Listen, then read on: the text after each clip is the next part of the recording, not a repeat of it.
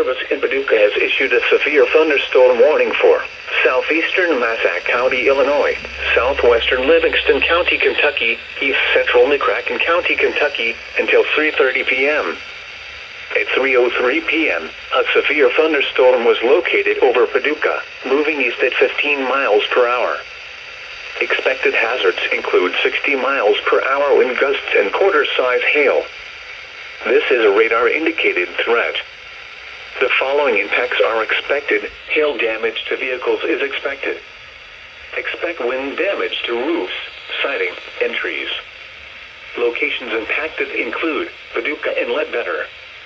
Repeating, a severe thunderstorm warning has been issued until 3:30 p.m. for the following county, Massac, Illinois, and the following counties in Kentucky, Livingston, and McCracken.